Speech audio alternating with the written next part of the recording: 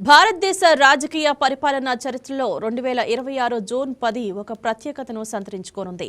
దేశాన్ని నిరంతరాయంగా అత్యధిక కాలం పాలించిన తొలి ప్రధాని పండిట్ జవహర్ లాల్ నెహ్రూ పేరిట ఉన్న చారిత్రక రికార్డును ప్రస్తుత ప్రధానమంత్రి నరేంద్ర మోదీ అధికారికంగా అధిగమించనున్నారు.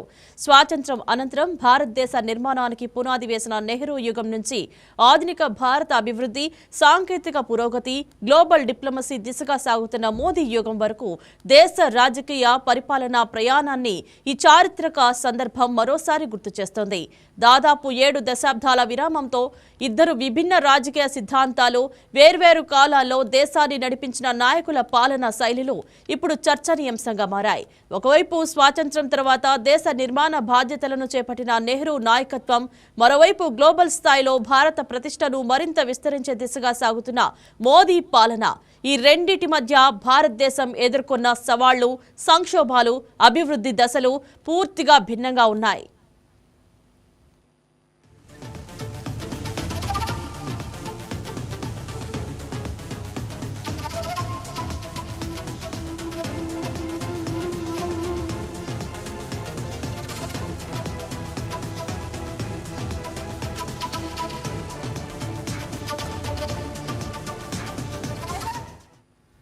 భారతదేశ తొలి ప్రధానమంత్రి జవహర్ లాల్ నెహ్రూ పేరుపై 7 దశాబ్దాలుగా కొనసాగుతున్న ఒక చారిత్రక రికార్డు ఇప్పుడు చెరిగిపోనుంది. 1952 మే 13న ప్రజాస్వామ్యబద్ధంగా ఎన్నికైన తొలి ప్రధానిగా ప్రమాణ స్వీకారం చేసిన నెహ్రూ 1964 మే 27న మరణించే వరకు 4398 రోజుల పాటు ఎలాంటి విరామం లేకుండా ప్రధానిగా కొనసాగారు. ఈ రికార్డు ఇప్పటి వరకు ఎవరికీ అందని మైలురాయిగా నిలిచింది. అయితే 2014 మే 26న ప్రధానిగా బాధ్యతలు చేపట్టిన నరేంద్ర మోదీ 2026 జూన్ 10 నాటికి 4399 రోజుల నిరంతర పాలన పూర్తి చేయనున్నారు.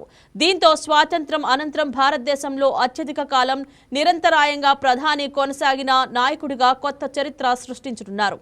ఇది ప్రధాని మోదీ పేరిట నమోదవుతున్న తొలి రికార్డు కాదు.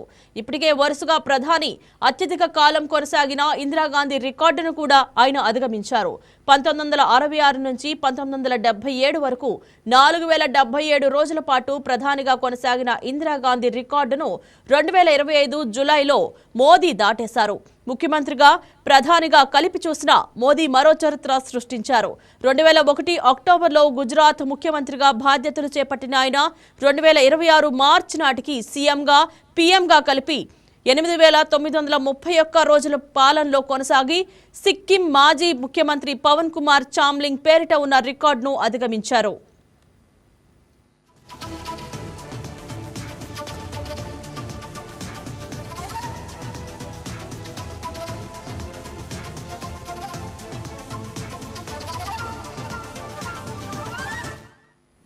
స్వాతంత్ర్యం అనంతరం దేశానికి రాజకీయ, ఆర్థిక, రాజ్యాంగ, సంస్థాగత పునాదులు వేయాల్సిన క్లిష్ట బాధ్యతను నెహ్రూ ఎదుర్కొన్నారు.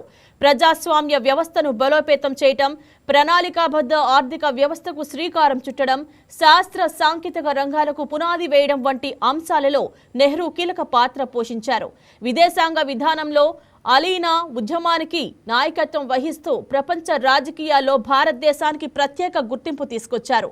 మరోవైపు ప్రధాని నరేంద్ర మోదీ ప్రపంచీకరణ, సాంకేతిక విప్లవం, అంతర్జాతీయ పోటీ, సైబర్ భద్రతా సవాళ్లు, ఉగ్రవాదం వంటి ఆధునిక సమస్యల నడుమ దేశానికి నాయకత్వం వహిస్తున్నారు.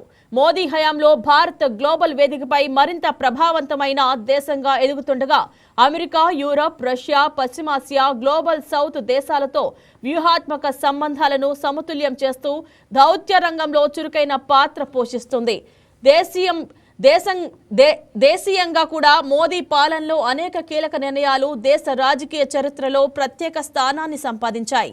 జన్ ధన్, ఆధార్, మొబైల్ అనుసంధానం ద్వారా సంక్షేమ పథకాలు నేరుగా ప్రజలకు చేరవేయడం, ప్రత్యక్ష నగదు బదిలీ వ్యవస్థ అమలు, జమ్మూ కాశ్మీర్కు ప్రత్యేక హోదా కల్పించిన ఆర్టికల్ 370 రద్దు, ట్రిపుల్ తలాక్ నిషేధం, అయోధ్యలో నిర్మాణం వంటి నిర్ణయాలు దేశవ్యాప్తంగా విస్తృత చర్చకు దారితీశాయి. జవహర్ లాల్ నెహ్రూ పేరిట దశాబ్దాలుగా కొనసాగుతున్న రికార్డును అధిగమిస్తూ ప్రధాని నరేంద్ర మోదీ భారత రాజకీయ చరిత్రలో మరో మైలురాయిని చేరుకోబోతున్నారు. అయితే ప్రజాస్వామ్యంలో దీర్ఘకాలం అధికారంలో కొనసాగడం కంటే ఆ కాలంలో ప్రజల జీవితాల్లో తీసుకొచ్చిన మార్పులు, దేశ అభివృద్ధికి చేసిన కృషే నాయకత్వానికి అసలైన కోలామనం. వరుసగా 3 సార్లు ప్రజల విశ్వాసాన్ని పొందిన మోదీ ఇప్పుడు చరిత్ర పుటల్లో మరో రికార్డు నమోదు చేసుకోబోతున్నారు. ఈ మైలురాయి భారత రాజకీయాల్లో ప్రత్యేక అధ్యాయంగా నిలవనుండగా దీర్ఘకాలిక నాయకత్వం దేశ భవిష్యత్తుపై ఎలాంటి ప్రభావం చూపుతుందనేది కాలమే నిర్ణయించనుంది.